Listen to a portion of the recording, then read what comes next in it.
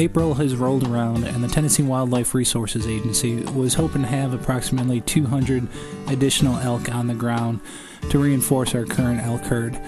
We are hoping to get these animals from Elk Island National Park outside of Edmonton, Alberta, but unfortunately we ran into a few snags. We originally had an agreement with the CFIA, which is the Canadian Food Inspection Agency, and the USDA, and we had an agreement to import animals that were considered captive animals. And there was no problem meeting the requirements of importing captive animals. Unfortunately, Elk Island is more or less considered a wild elk herd.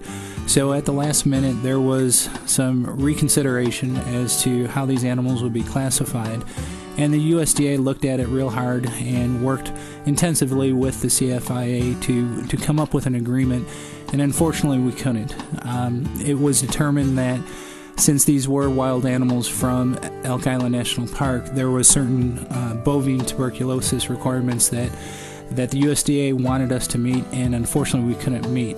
Therefore, there was a decision handed down by the USDA that it would be best if we don't import these elk this year. And we're working to further the agreement, and hopefully we're going to continue with this elk reintroduction, but we'll have to put it off at least another year, and we will hopefully get more elk on the ground in Tennessee within the next few years.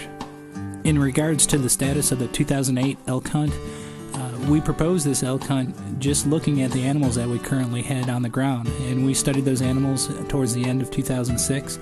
We felt very comfortable with the agency's proposal to introduce 5 bull elk tags for the 2008 season. We didn't feel that there would be any detrimental effects to the herd if we took out 5 bull tags. So the fact that we were unable to reintroduce more elk into the herd really should have no bearing to the proposed elk hunts coming up.